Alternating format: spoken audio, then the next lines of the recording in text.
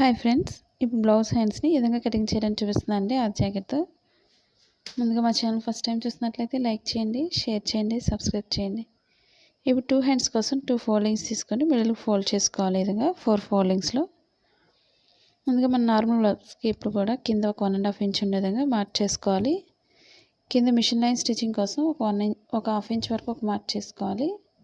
ఒక 1 ఇంచ్ వరకు పైకి ఒక మార్క్ చేసుకోవాలి. మిషన్ కాకుండా మనకి చేతి వర్క్ చేసుకోవడానికి, హెమ్మింగ్ వర్క్ చేయడానికి ఒక 1.5 వరకు ఈ విధంగా మార్క్ చేసుకోవాలి. ఇప్పుడు మన బ్లౌజ్ హ్యాండ్స్ అనేది పైనుంచి అయినా తీసుకోవచ్చు, లేదా ఖర్చు భాగంతో లోపల నుంచి అయినా తీసుకోవచ్చు ఫోల్డింగ్స్ అనేది. ఇప్పుడు లూజ్ చూసుకోవాలి, హ్యాండ్ లూజు. ఈ మార్కింగ్ పైనుంచి వేసుకోవాలి లూజ్ అనేది. ఇప్పుడు కరెక్ట్గా షోల్డర్ పొడవు ఎంత అవుతుందో షోల్డర్ పొడవు దగ్గరికి ఒక మార్కింగ్. ఖర్చు భాగానికి ఎప్పుడు కూడా పైకే మార్క్ చేసుకోండి, ఒక పాయింట్ ఎక్స్ట్రా లేదా ఒక హాఫ్ ఇంచ్ వరకు తీసుకోవచ్చు. ఇప్పుడు చంక భాగం దగ్గర నుంచి పొడవు అనేది ఒక మార్క్ చేసుకోవాలి. ఇప్పుడు చంక భాగం పొడవు అనేది స్టిచ్చింగ్ పాయింట్ దగ్గరకు ఒక మార్క్ చేస్తున్నాను. ఖర్చు భాగానికి పాయింట్ ఎక్స్ట్రా పైకి మార్క్ చేసుకోవాలి. ఇప్పుడు మనకి ఖర్చు భాగానికి ఒక 2 ఇంచెస్ ఉండే విధంగా చూసుకోండి. నేను ఎక్స్ట్రా అనేది మార్కింగ్ చేస్తాను, ముందు మార్క్ చేసేస్తున్నాను. ఈ విధంగా ఒక 1.5 వరకు స్ట్రైట్ తీసుకోండి. అక్కడి నుంచి లోత్ అనేది ఈ విధంగా మార్క్ చేసుకోవాలి.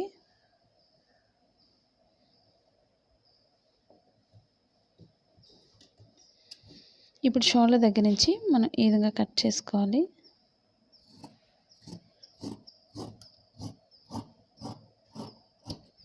అది blouse cutting in Telugu second channel ఉందండి, అది కూడా ఒకసారి చూసి లైక్ చేయండి, షేర్ చేయండి, సబ్స్క్రైబ్ చేయండి. ఇప్పుడు మనం 4 ఫోల్డింగ్స్లో మొత్తం తీసుకున్నాం కాబట్టి హ్యాండ్స్ని ఇక్కడ కూడా మనం 4 ఫోల్డింగ్స్లోనే తీసుకోవాలి. జాయింట్ చేసేటప్పుడు కూడా ఇప్పుడు ఎక్స్ట్రా అనేది మనకి హ్యాండ్కి ఒకసారి చెక్ చేసుకోండి. మీరు హ్యాండ్ సరిపోతుందో లేదో బ్యాక్ పార్ట్తో చెక్ చేసుకోవాలి ఎప్పుడు కూడా.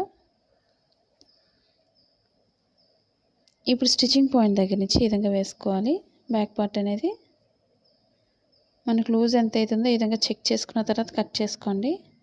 మనకి మెయిన్ పార్ట్లో మనకి క్లాత్ అనేది తగ్గుతుంది కాబట్టి రెండు జాయింట్ చేసినప్పుడు ఒక ఎక్స్ట్రా ఒక హాఫ్ ఇంచ్ వరకు మార్క్ చేసుకోండి. అక్కడి నుంచి మనకు ఒక 2 ఇంచెస్ ఉండే విధంగా చెక్ చేసుకోండి ఈ విధంగా, లేదా మీరు టేప్నైనా ఉపయోగించుకోండి. 2 ఇంచెస్కి ఎక్స్ట్రా అనేది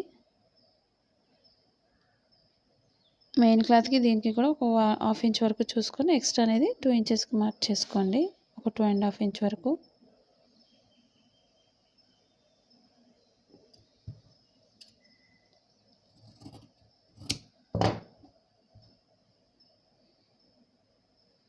ఇప్పుడు ఎక్స్ట్రా క్లాత్ అనేది కట్ చేసుకోవాలి. మనకి సైడ్ జాయింట్ చేసినప్పుడు ఇంకా ఎక్స్ట్రా ఉన్నట్లయితే ఈ విధంగా క్రాస్ చేసుకుంటే సరిపోతుంది. మనకు ఫోల్డింగ్ చేసే దగ్గర ఒక మార్క్ చేసుకొని కట్ చేసుకోండి, అంటే హెమ్మింగ్ వర్క్ చేయడానికి. ఇక్కడ వరకు కూడా మనకి ఫోల్డ్ అనేది అయిపోతుంది. హ్యాండ్ పొడవు అనేది ఇక్కడ వరకు వస్తుంది ఈ విధంగా. ఇప్పుడు షోల్డర్ మిడిల్లో కొంచెం కట్ చేసుకోవాలి.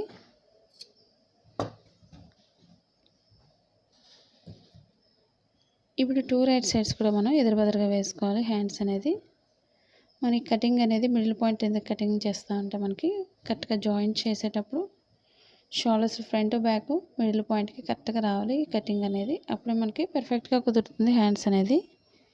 ఇప్పుడు హ్యాండ్స్ ఎప్పుడు కూడా 2 రైట్ సైడ్స్ కూడా ఎదురుబెదురుగా వేసుకోండి. ఇప్పుడు ఒకదానిపై వేసుకోవాలి హ్యాండ్స్ అనేది. రాంగ్ సైడ్ మనం ముందే మార్క్ చేసుకోవాలి. ఈ విధంగా మనకు ప్లెయిన్ తెలియదు కాబట్టి మనం ముందుగానే మార్క్ చేసుకోవాలి, క్రొత్త వరకు ఈజీగా ఉంటుంది ఆ విధంగా మార్క్ చేయడం వల్ల. ఇప్పుడు లోత్ కోసం స్టిచ్చింగ్ పాయింట్ దగ్గర నుంచి మార్క్ చేసుకోవాలి. ఈ విధంగా మనం ఇక్కడ స్ట్రైట్ 1.5 తీసుకున్నాం కాబట్టి ఇక్కడ వరకు లోత్ అనేది మార్క్ చేసుకోవాలి.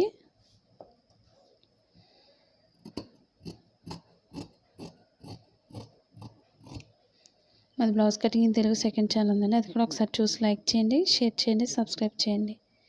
ఇప్పుడు స్టిచ్చింగ్ పాయింట్లు మనం కొంచెం కట్ చేసుకోవాలి. మనకి స్టిచ్చింగ్ పాయింట్ అని తెలియడం కోసం స్టిచ్చింగ్ చేసేటప్పుడు మనకి ఈజీగా ఉంటుంది.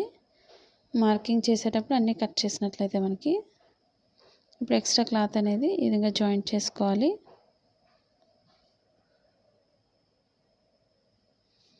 ఈ వీడియో మీకు నచ్చినట్లయితే లైక్ చేయండి, షేర్ చేయండి, సబ్స్క్రైబ్ చేయండి. Thank you for watching.